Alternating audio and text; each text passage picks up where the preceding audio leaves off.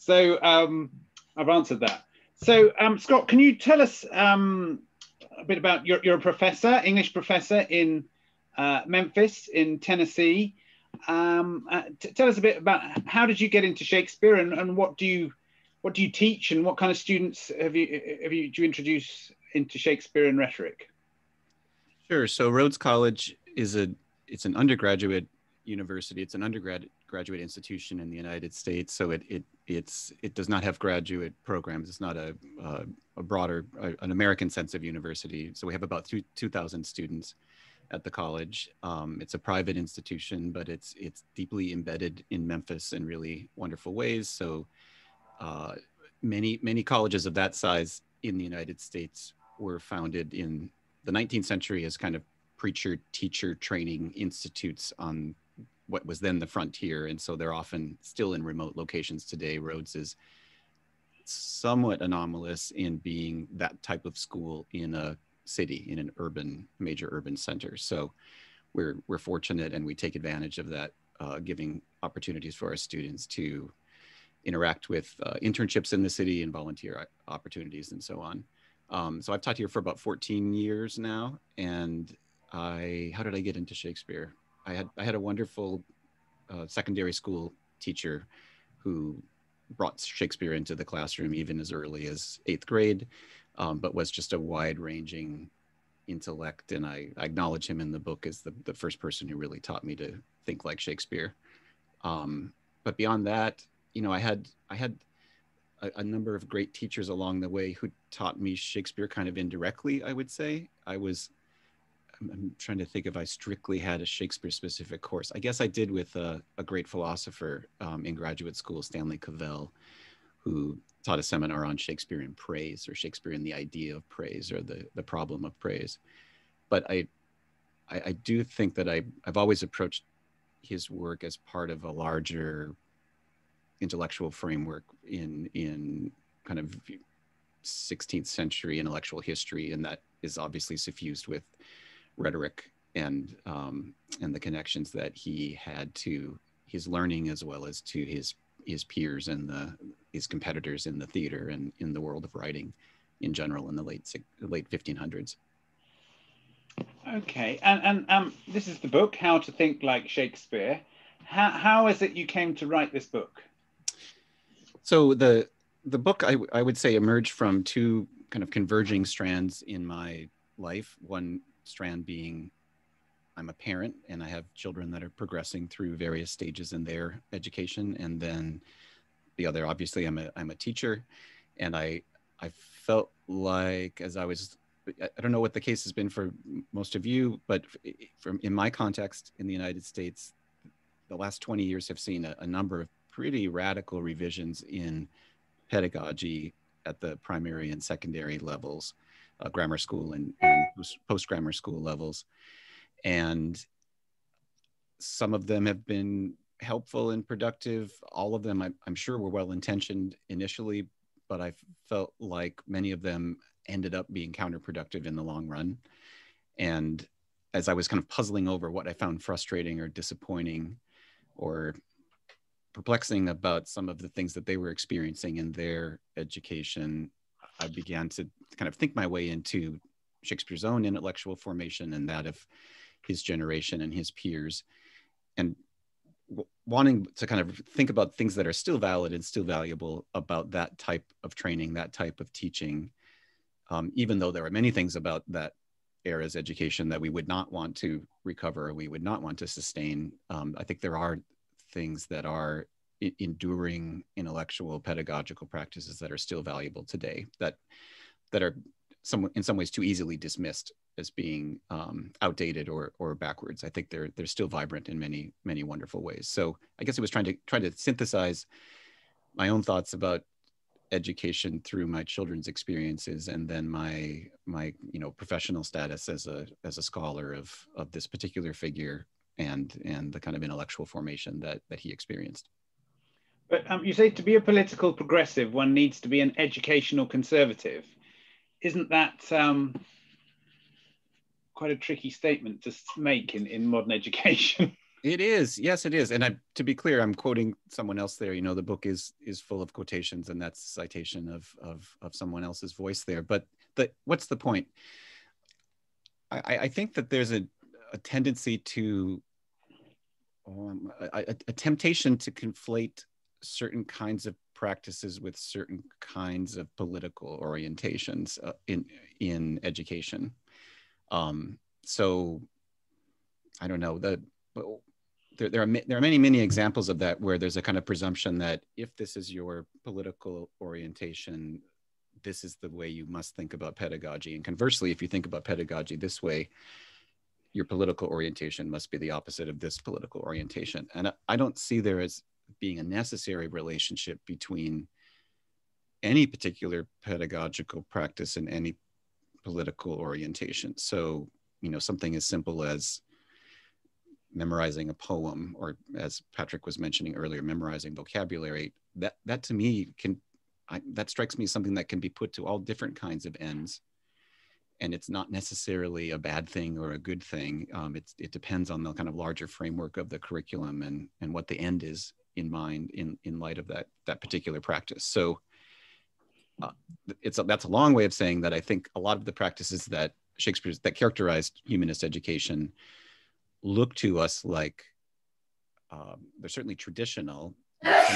Some of them look outdated, but I don't necessarily associate those practices with reactionary political policies. In fact, I'm confident that I know of many examples of people, great thinkers who have been formed by those practices that went on to do amazing things in the world that had nothing to do with any particular political alignment. So, I mean, that statement that you have there, that quotation, I think very quickly, efficiently tries to be blunt about that, saying like, I think these kinds of practices are valuable for everyone, and I think that they're actually liberatory and not necessarily oppressive in any way, but they're sometimes taken that way in certain kind of educational theories. Okay, we've got a bit of background noise. Is anybody able to mute that? I don't know where it's coming from. Well, look, the education of Shakespeare was 6 years of rhetoric. No, sorry, 6 years of studying Latin intensively every day, followed by 1 year of rhetoric. And that was pretty much it, wasn't it? I mean, it depends on how you define rhetoric. If you have the kind of the restricted sense of rhetoric being, the series of schemes and tropes that you need to memorize and apply, then that's accurate. I think if you have the broader sense of rhetoric as developing all of the means of expression that you possibly can have, then that entire experience was suffused with that broader sense of rhetoric. If rhetoric entails all of your cognitive capabilities that you bring to bear in speaking or writing on any occasion, then his whole education was rhetorical and not in that, again, more restricted sense of a particular set of schemes or tropes that he was memorizing or deploying. Does that distinction make sense? I mean, go ahead, Brian. Well, I suppose I think that if you read about invention, arrangement, style, delivery, and memory, and things like that, that makes an awful lot of sense to any kind of composition that you write in terms of creativity, and it makes an awful lot of sense to me as a speechwriter to apply those particular rules. Now, why is it that Shakespeare's education was completely focused on learning languages, learning to translate languages, learning to translate out of Latin into the vernacular, between poetry and prose? It was all about composition.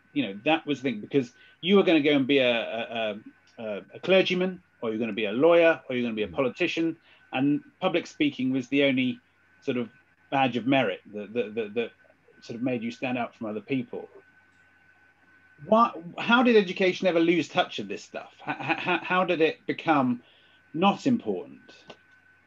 I mean, that is a long story. The decline of rhetoric is already beginning in the late 1500s, and there's already. But how now? How is the people responding to this book that you published? Are people saying, yes, we need to get all this stuff back? Well, I don't think I'm proposing that we get all this stuff back. I mean, it's an entire world system that again was already starting to evaporate for all kinds of reasons in the 1600s into the 1700s. What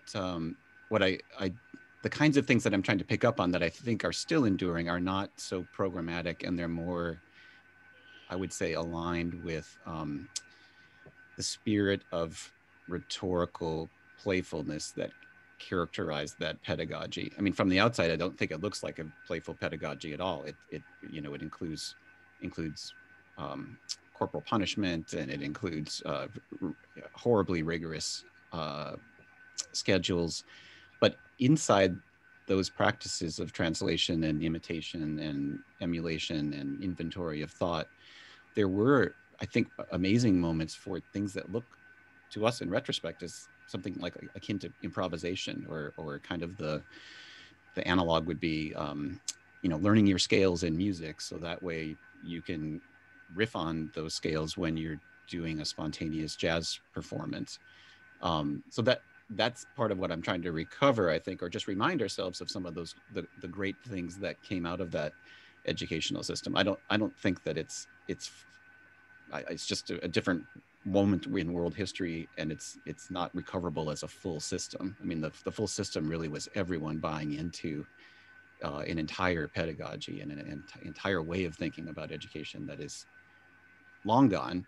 That having been said, that playfulness is something that I think can suffuse the way we talk about speaking and reading and writing to this day, and a high level of playfulness. It's as we were saying earlier, a kind of serious play, or a playful seriousness, with reference to Erasmus, whom we were discussing earlier.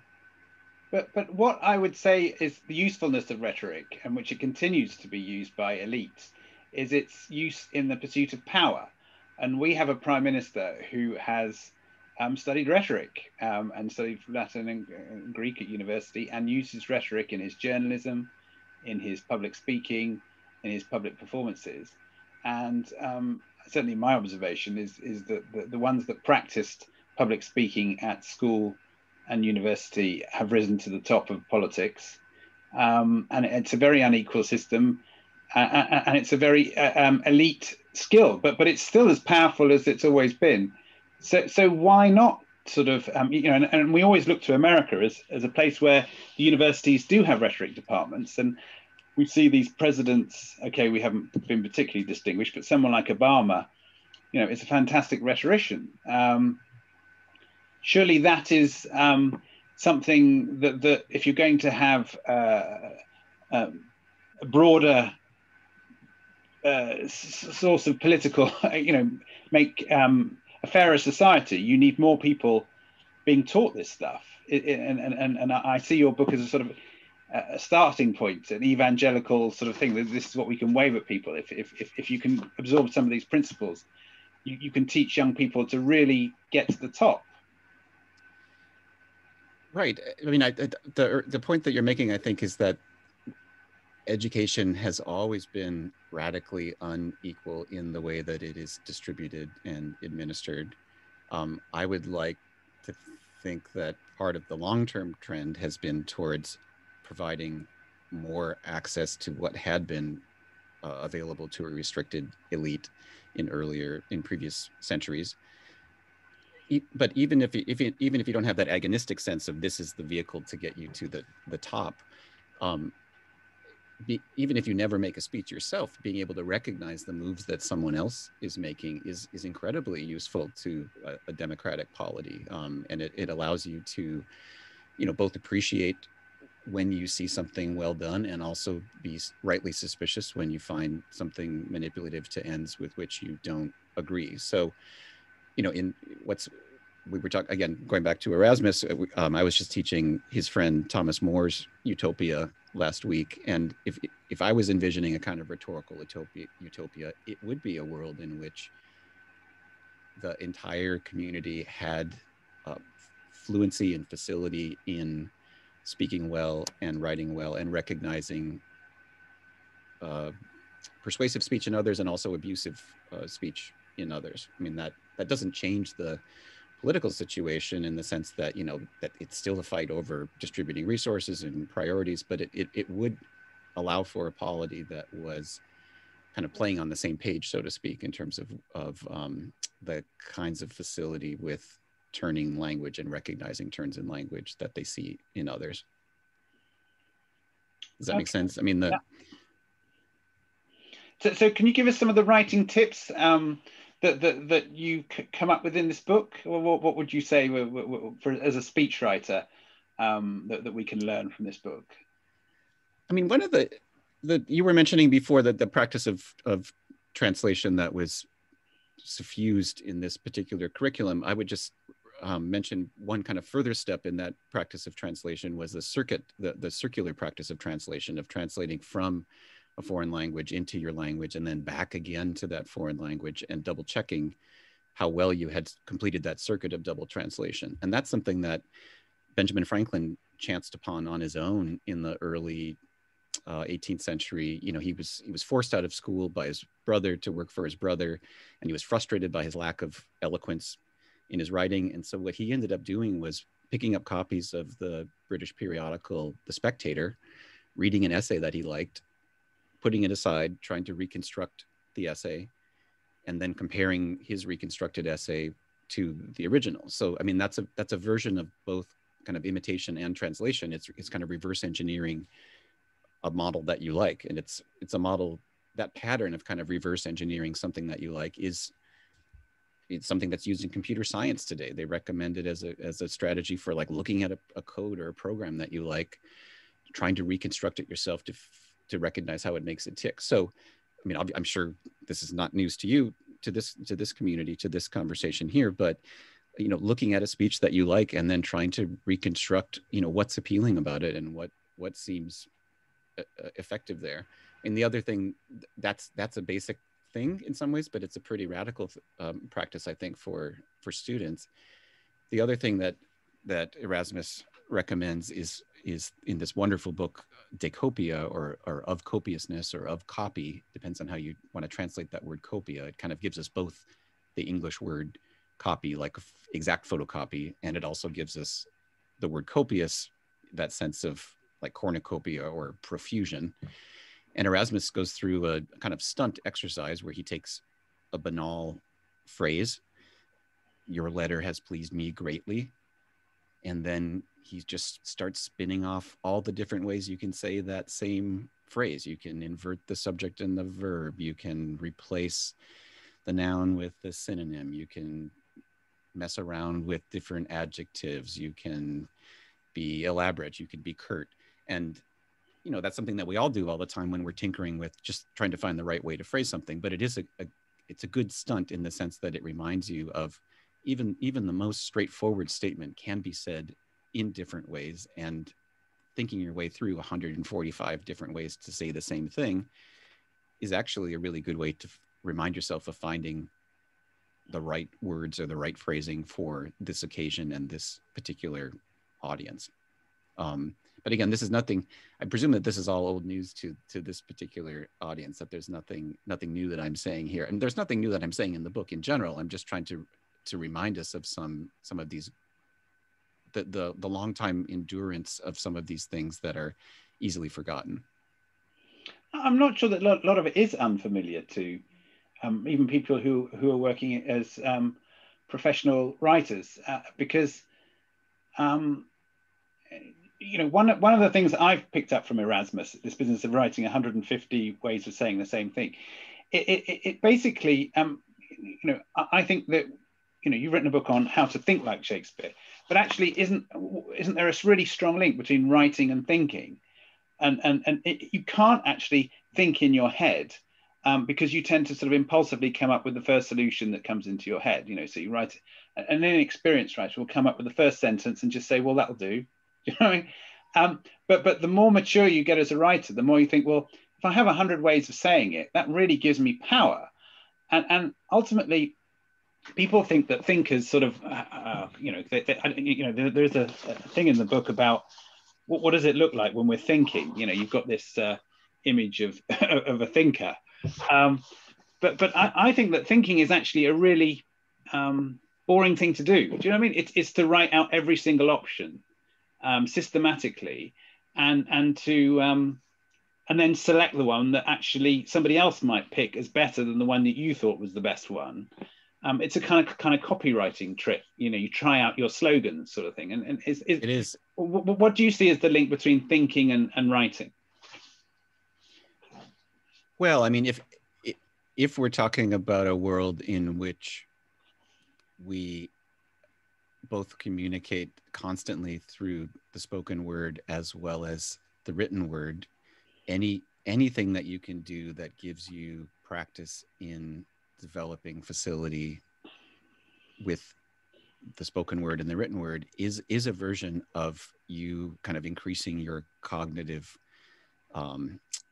flexibility and I don't know, I'm trying to think of a better word to, here I am doing the kind of Erasmian attempt at finding the right word for the occasion. I guess a kind of cognitive nimbleness that allows you to both recognize the range of what can be articulated at any moment and then make the judgment about what is the right way to articulate this thing for this particular moment. I mean, if one definition of longstanding definition of rhetoric is finding the suiting the action to the word and the word to the action, finding the right way to say something at the right moment for the right audience, that's all about occasion. Then anything that you can do towards increasing your flexibility or facility with that task, with that set of cognitive skills is to the good. I mean, there's a historian of rhetoric who in the United States named, I think James Murphy or John Murphy, who says that the rhetoric is the craft of future discourse. It's all of the things that you need to do in order to do something with speech in the future. And this again, maybe is another way to get away from fetishizing thinking as separate from writing and separate from speech, which is that you were mentioning that word inventio. That's another word that I love those Latin words that from rhetoric that have kind of two almost opposing senses in English. I don't know how it works in translation in other languages, but just like copia gives us both copiousness and copy, inventio gives us both invention and inventory. And I think in a kind of post-19th century, post-romantic world, we tend to fetishize the invention part. At least in comics, in cartoons, you often see like a light bulb going off above a cartoon character's head when they have an idea, that the invention is almost like flipping a switch. Whereas if you actually talk to any scientist, they're always very clear about, no, the invention came after I made an inventory of all the stuff I know and all the other thinkers whose work I've engaged with and surveyed. And the inventive moment is a kind of alchemical mixture of all the inventory of what you have before. So in terms of rhetoric, obviously that is stretching yourself in as many ways as you possibly can by looking at good models and by imitating those models and stretching your cognitive capacities so that when a new occasion arises, you're able to draw upon that previous inventory of things that you know and ways of phrasing things for a new occasion, that craft of future discourse again. Okay, well, one of the things I noticed in the reviews, they say how many quotations there are in this book.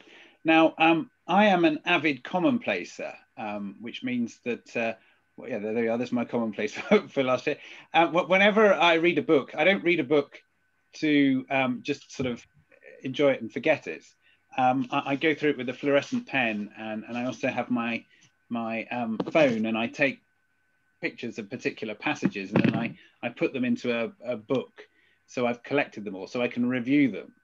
And I think that this is a sort of brilliant way. If you want to be a professional speechwriter, you basically just have to collect all the good lines, sort them into under titles, and then when you're asked to write a speech about economics, you've got 10 quotations from your reading all collected. And if somebody's paying you a lot of money to write a speech, and well, they can search on the internet themselves, but you're a professional because you've been collecting them for the past 10, 15 years. So this rigorous collection of good stuff is something that comes out in your book, and obviously you must do it to some extent because there's so many good quotations. But also from the medieval rhetoric point of view, we didn't read a book to read it. We memorized the book, and then it reminded us of what's in the book, and to a certain extent, once you've kind of torn all this book to bits and taken it all the good stuff out and put it in your collection, that's what you do. You'd go back and look at it because it reminds me of what I've already inwardly digested.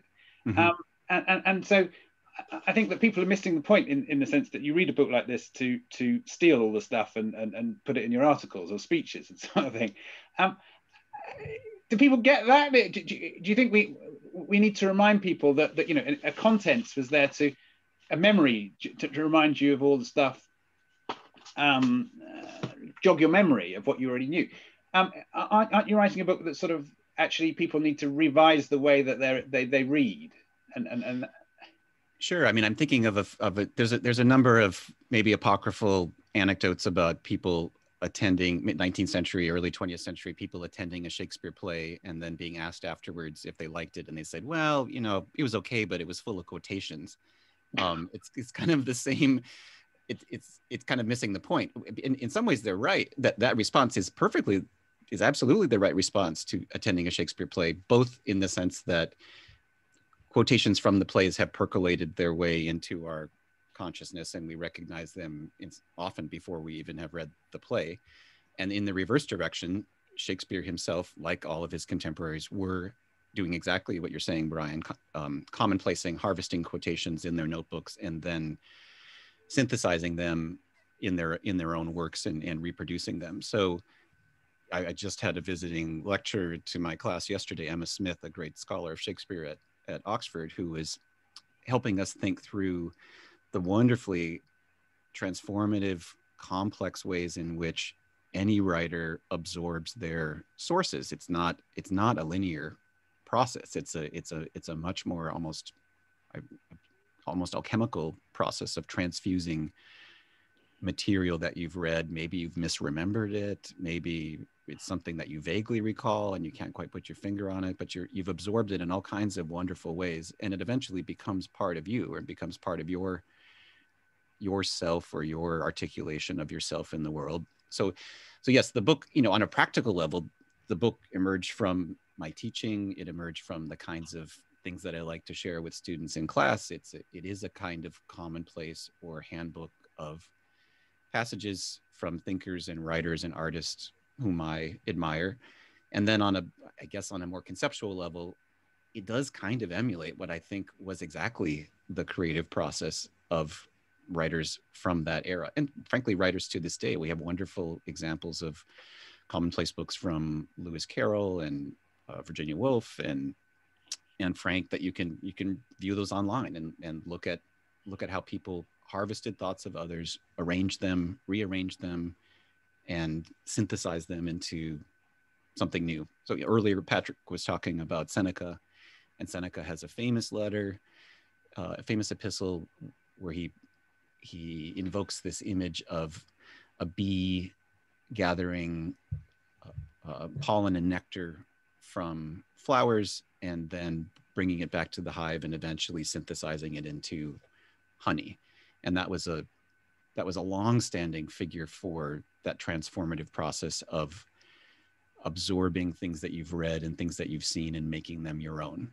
And it's not that you're making something from nothing, but you are it.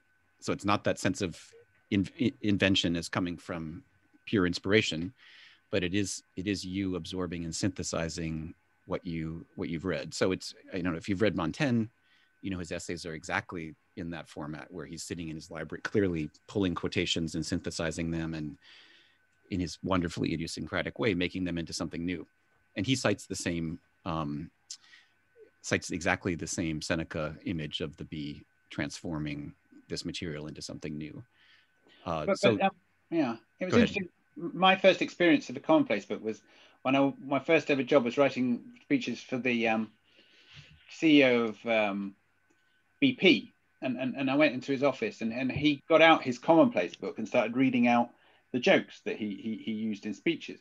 And it struck me that, again, is it easy to persuade your pupils that this is a great way to get on? Do you know what I mean? In terms of, if you want to be a powerful person, this is a good tip, you know, and many politicians will keep their commonplace books for exactly that reason, that they'll have the joke for when they go and talk to a charity group, or they'll have the joke for when they go and, you know, do the for Party Faithful, or you know, and I think that, again, sort of rhetoric is about how to get on, how to get to the top, sort of thing. And is it easy to persuade, you know? And I think a commonplace book is something that I want my children to do, and presumably you want your children to do. How do we sort of, but I don't think it's sort of something that you'd say in your first day of going to a private school, this is what you do, this is what you should be doing.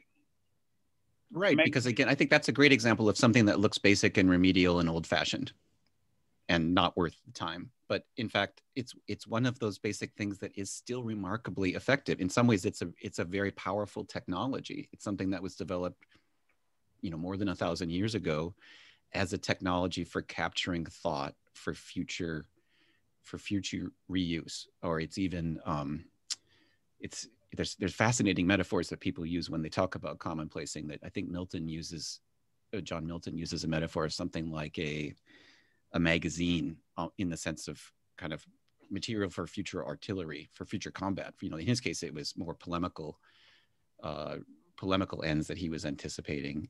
But it's going back to the idea of inventory. I think part of the problem that students now face, and I'm very sympathetic to this, is there's the presumption that why do you need an inventory when you can Google anything, right? That all of the knowledge is out there, so why would I need to harvest it? And that's a very reasonable response. That's not irrational to say that, but I do think it's underestimating it's overestimating the retrieval process, and it's underestimating how much kind of infrastructure you need in order to make a valuable search. If that phrasing makes sense. That I think, let's say, I mean, one example I like to use is if you don't know a particular foreign language and I hand you a dictionary in that language, that does not help you, right? That technically all the words are in there, but you don't know how to access it. You have no infrastructure for working your way into that volume. So, I mean, that's a kind of extreme example, but I think it makes it palpable fairly quickly that even with the fantasy of, quote, everything being online, and not everything is online, but with many things online, there is the kind of fantasy that why would I need to know this or harvest it or write it down if I can always just look it up? But in fact, it's a somewhat of a deceptive fantasy, because to look things up in a valuable, efficient, productive way, you actually need to know something. I mean, it's another version of inventory. The search process is not as simple and linear as I think many students presume it to be. And the more you know, the more effective you are at looking for something. And that's, again, it's a version of the inventory. And the inventory can lead you in other directions. It can lead you to other books. It can lead you to other thoughts. But the inventory is the kind of infrastructure of connecting you with a world of knowledge. Yeah, and I found another element of this book is that you're extremely negative about online learning, and you talk about, and this was before the coronavirus happened, but I agree with you, because what you said was a very interesting thing about the buildings of a school or college are a part of the educational process. And certainly I've been reading a lot about this memory aspect of rhetoric. And one of the things I did was that I wanted to create a memory palace, which is obviously how you associate your bits of your speech or bits of what you want to memorize with particular rooms in a building. And I chose my old boarding school, which has got 3 floors, and I picked 22 rooms that I could have physical memories, physical smells, physical thing. And I took a walk through them to memorize these 22 poems that I want to memorize. And it just struck me that how true it is if you go in your mind through the old school buildings, and you talk about a building in Memphis, I think in the university, and how an old pupil talked about how to go back into that room brought back all the knowledge and the experiences. And for this reason, you say that you can't have asynchronous digital learning because, you know, you're not really paying attention. You may see the best lecturer in the world, but you're not really paying attention in the way as even if that you are, if you're sitting in a room, having a live teacher, having a relationship with that teacher. And I think that's really interesting that memory and information and knowledge and wisdom is intimately bound up with physical spaces. So can you tell us a bit about that? I mean, sure. I have a lot to say about that, and I'll try to think about a way to be efficient about condensing that. Let me just make one general statement about online fora. It works best for a group like this that's highly educated and it's a small group of adults. That has been my experience this last year.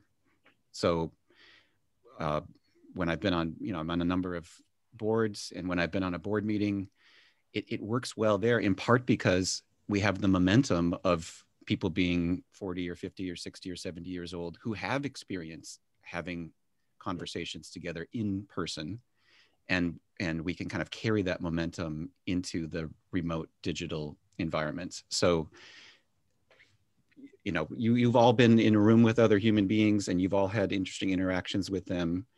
And this is it's an approximation of that. It's not ideal, but it allows us to do certain things like gather from distant locations like we're doing.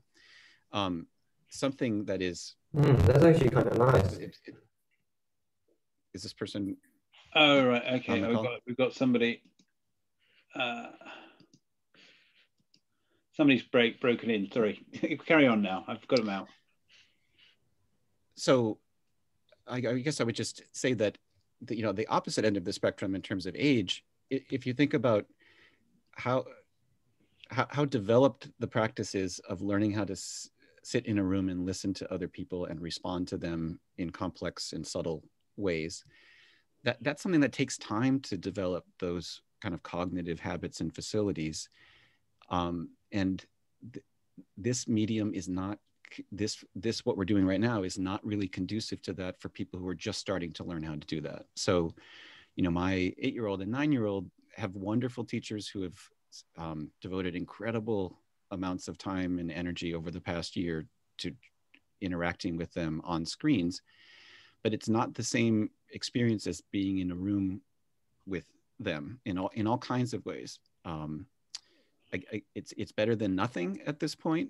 And again, I want to credit those teachers and not malign them in any way. They're dealing with extraordinary circumstances, but it is not the same thing. And I hope that one thing that has become clear in this last year is that there are some of the fantasies of online learning have, I think, been exposed as the fantasies that they are. Your earlier point about memory palaces is a something that is a 2,000-year-old insight from the Greek poet Simonides that has been confirmed by contemporary neuroscience, which is that our memories are profoundly spatial. Whether we like that or not, that is true. And so why not take advantage of that spatial associative nature of memory and find ways to use it in ways that are powerful for you. I guess, another analog I bring up in the book, in that chapter about the kind of space of learning and the valuable nature of physical co-presence, being in a room with other people at the same time, is from the great political philosopher Hannah Arendt. And she's describing being in a room with a table, and you kind of take the table for granted. Like, of course there's a table. You don't even think about the fact that there's a table there. That's what we put our arms on, and that's what we have our books on, and that's what our paper and pencils and our objects are on. But if you yank that table away, all of a sudden, the kind of invisible infrastructure that helped make that sociable interaction happen is not there anymore, and people feel kind of weirdly exposed, and all the kind of ways in which their interaction was supported before is not supported in the same way. So that the last year has felt like that for me teaching, like the table has been yanked out from us suddenly, and I don't quite know how to interact with my students in the same way. This medium, even right now, this medium is conducive to one person talking, or at best, one person asking one other person questions. It's not really conducive to 9 people debating something in a real kind of give and take. It's a very kind of hub and spoke model of interaction. Again, that works well enough for a board meeting or a corporate strategy conversation, but not really for, reading a book and talking about the difficulties of interpreting a particular passage or why you love this line of this poem. So anyway, there are many great books on memory practices and many memory palaces that you can look into. One fantastic book is called The Craft of Thought. It's a book studying the medieval practices that Brian was talking about. But it's again based on that insight.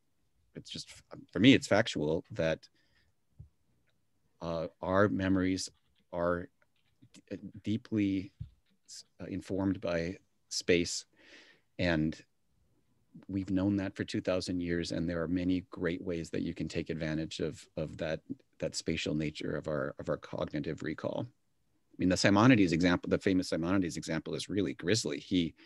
Simonides was asked to give a poem for a king in a hall, which he did. He delivered the poem, but half of the poem was also about the gods, Castor and Pollux, the twin gods. And the king at the end of Simonides' poem said, "Okay, thanks.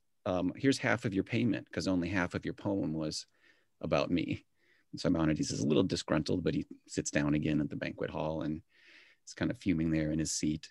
And a servant comes up and says, "Simonides, there are 2 people at the door asking for you." And so Simonides gets up and he walks out. And the minute he's out of the hall, the ceiling collapses and everybody's crushed to death. And nobody's even recognizable. They're so horribly mangled. And of course, it was Castor and Pollux that were calling him out to protect him from this punishment for the king. But the memory connection is they can't recognize any of these horribly disfigured people, but Simonides can go, "Oh, Brian was sitting there, and next to him was Pauline, and down there was Angel, and next to Angel was Angel, and there was Patrick, and there was Deborah." And the spatial association allows him to reconstruct where people were based on his recollection of where they had been seated. And then he's the one who ends up creating that memory palace system, which is elaborated in all kinds of ways and probably connects with theatrical performance and ways of memorizing passages in text for rhetorical delivery in the court as well as in the theater. Okay, thanks. Now, would anybody else like to ask some questions or come in on the conversation or make any comments on what we've been saying? Well, I'd like to say something, if that's okay. Even though I'm studying to be a speechwriter, I really love the education part of your book too, because there was a lot of things I recognized from my time in school, and also things I miss in my son's education, and simple things like aiming high, as opposed to systems where everything has to obey to a certain, has to be accessible. And the simple act of aiming high, just to learn just a little bit more than you actually expect to be asked at your test or whatever, for me is very much part of the fun of learning, because then when you do that, the test is really easy, because you're really, you got that, you are beyond that stage already. And I would so much love, and I'm not sure because I'm halfway, I'm in your book, but I would, if I were an education manager, I would really want to look for ways to make children love learning more again. Like what Irish Murdoch said, in school you learn the desire to learn. I think before university, before further education, that's really the most important task of education, to simply make you want to learn and like learning and see learning as something playful. So I was wondering, do you have any thoughts on that? How could we incite this in teachers, or are teachers simply short of time and slaves of the new systems, and they don't have the inspiration or the time for this, which obviously would have to change that? Yeah, I mean, I don't have a single solution. I am incredibly sympathetic to teachers who are, I think, globally confronting far more kind of intrusive systems of assessment and, frankly, kind of micromanagement than I think previous generations experienced. Not that there was ever a golden age and things were always perfect. I mean, in some ways, it's the most typical thing to say about education is that it used to be better and it's not good anymore. So I'm very aware of not over idealizing the past, but I can speak to, again, my experience in Memphis when a number of these national reforms were converging on Memphis about a decade ago. I had many teachers that were longtime experienced, wonderful teachers who found themselves frustrated and full of stress and anxiety about kind of new forms of evaluation that were being impressed upon them that ultimately did not improve the educational experience in the classroom. It led to more stress, and it created a new layer of administration, and it led to stress among the students as well, because they were,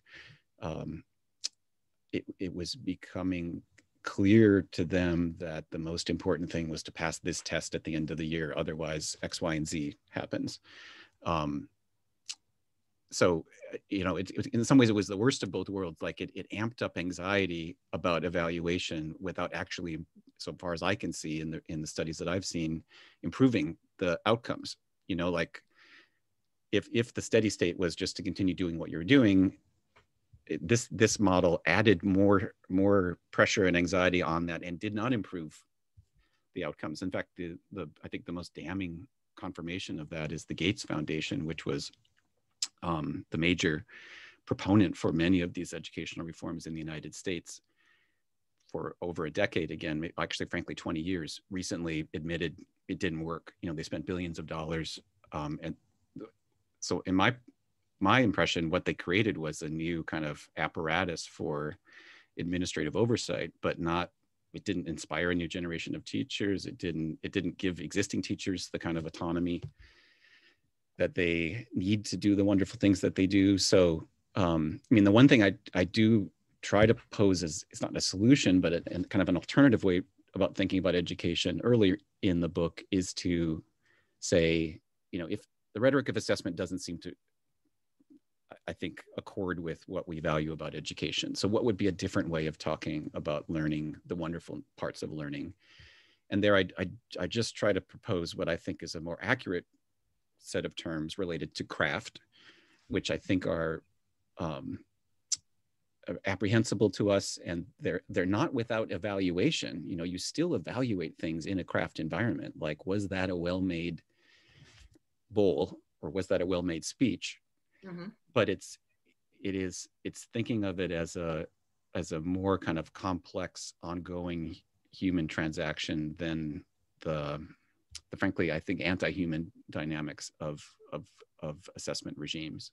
Yeah. But that's I realize that's kind of idealistic, and it's not imposable on a full scale. It's something that if part of the problem is having the fantasy of large scale solutions to education, then the answer is not another large scale solution to education. It has to be something that is animating education in a different way. If that makes sense.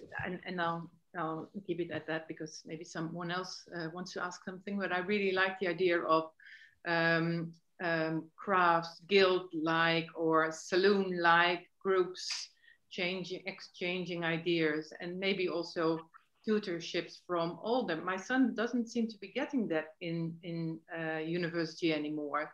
Just older students helping out with things. And so he had to make his essay, his first academic essay the other day. And I sat down next to him and just helped him through making his story academic, so to say, which is completely different as watching a tutorial online about how to make an academic paper, because it's not, no one is watching what you are writing and your subject and your way of formulating. So I would wish for them to be a lot more of that in education, exchange between different layers of experience in students. I do agree, and I think that is more typically characteristic of a craft environment than some of these other models that we're talking about. Yeah. I mean, if you just to kind of make this clear and take it to an extreme, I think there are actually some people who think that education is just about content delivery, and if you could deliver it more efficiently and more widely, then you would have succeeded. And I've heard people say versions of that, and that then kind of leads to a whole series of kind of decisions then about how you would implement that, online lectures or modules with an app. And in some ways, their goal is to remove the human element that you're describing of the interactive element.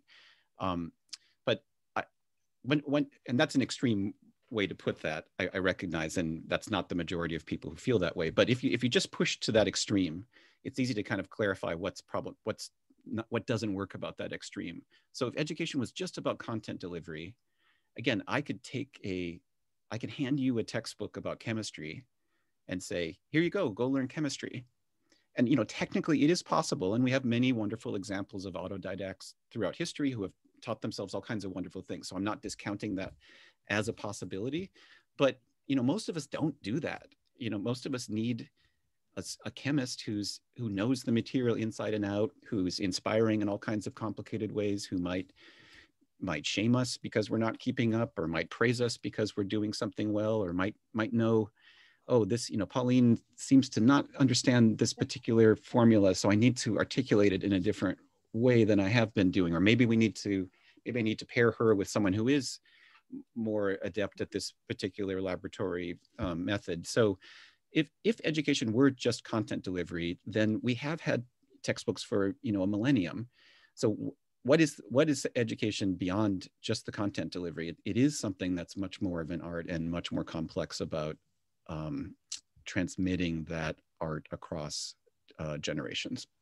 So again, I think if you have the fantasy like everything's online, or you can just watch a YouTube video about it, that's true for some things, that a cooking technique, or a building technique, or a computer programming code, a lot of that, or even a math problem, that works, but it works on very kind of fragmentary local levels. I think things that are able to be broken down into a repeatable unit, and not really on the more kind of large scale, subtle human interactive dynamics, like making a good speech.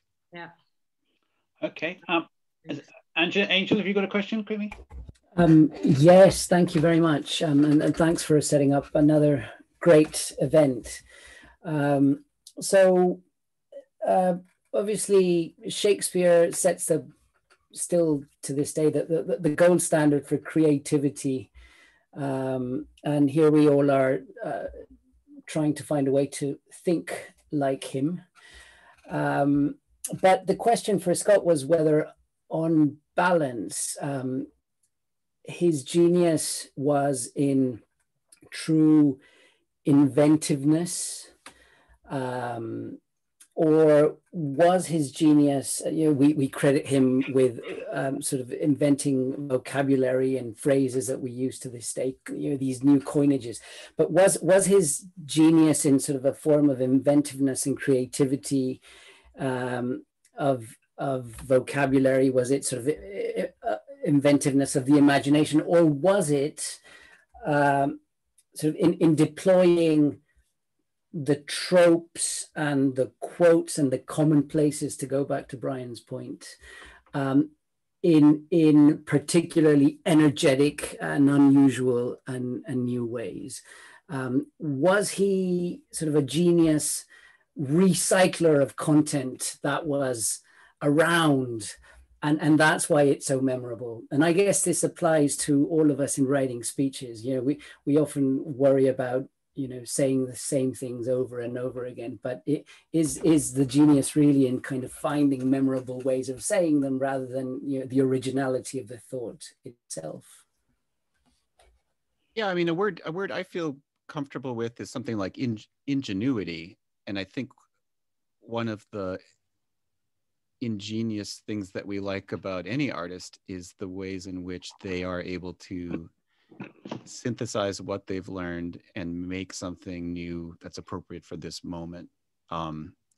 So I guess in general, I have a sense of Shakespeare and his contemporaries, not unique to him. You know, Marlowe and Johnson and many others I would put in the same category as having a kind of sponge-like capacity to absorb stuff from others and synthesize it into something that's not, you know, entirely new in terms of being made from scratch, but novel in terms of being recombined for this moment. So, you know, it's a cliche, but it's true that most of his plots are derivative from, you know, Italian fables and translations into English from classical sources and contemporary fairy tales and things like that. But again, it's almost that alchemical mixture of like putting all that stuff together and making it work as a whole that I think makes those kinds of works enduring to this day. You know, just as a side note about the inventiveness on the level of words, we know that Shakespeare was oversampled by the Oxford English Dictionary in the 19th century in proportion to other writers. So that's just a fact that in many cases they've given him credit for something that he didn't invent.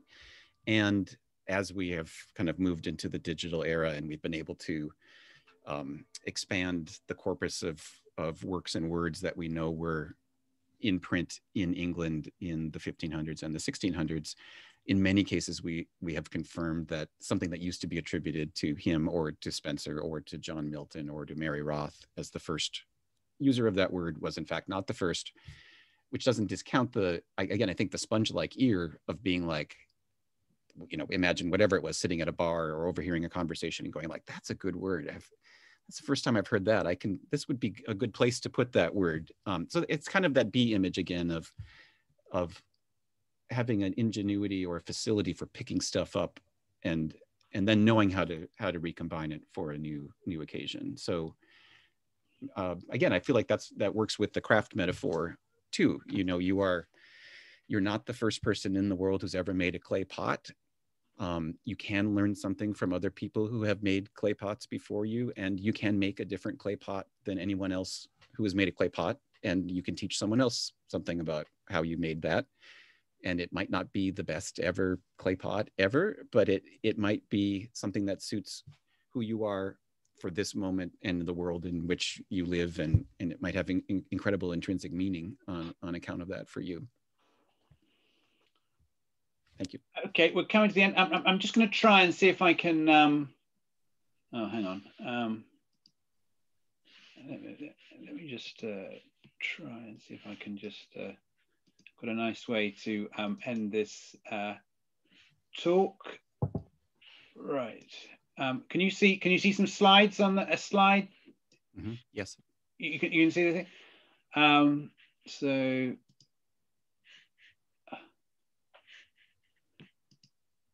Right, okay, you can see that. That's Hamlet's soliloquy, to be or not to be.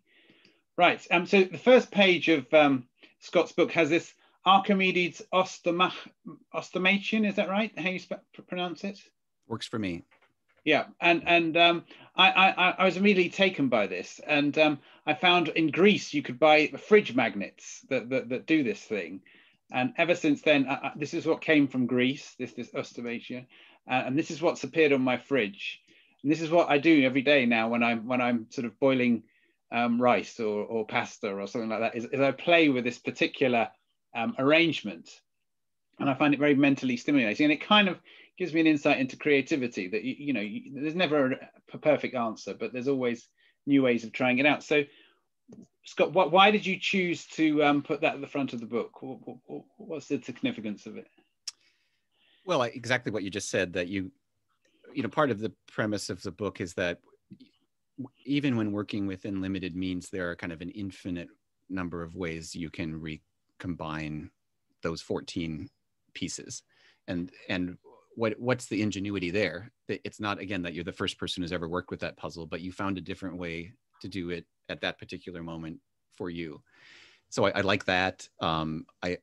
It happens to have 14 pieces, which suits me well, because there are 14 lines in a sonnet, and there are 14 chapters in the book, and there were 14 steps in one of the pedagogical practices from the 16th century that was a variety of different kind of rhetorical occasions that you would need to practice as a student. So, there was a kind of happy coincidence with the number there.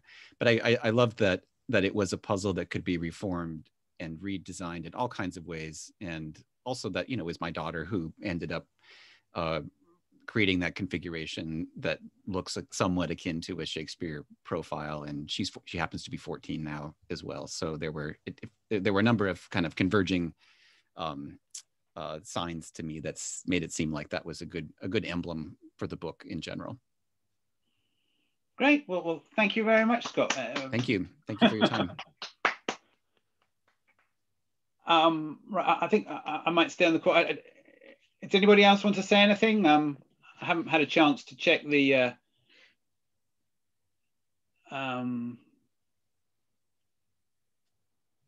yeah. I also love the video you made in your jogging suit. Oh, right, thank you. Yes. Really inspiring. 2 reviews. So well, thank you everybody for your time. Thank you to Scott. I've really enjoyed it. I've really felt I've learned something to expand my speech writing versatility, and I hope this makes a good present. I think it's great book for teenagers, and to spread the word about rhetoric, and maybe this is part of a new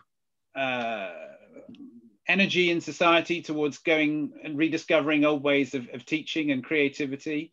And I certainly think in the age of Twitter and Facebook and blogs and all that kind of stuff, that our own composition is enriched by studying these old ways of doing things. So a big thank you to Scott, and I'll see you again at our next event. Thank you. Thank you very much. Thank you.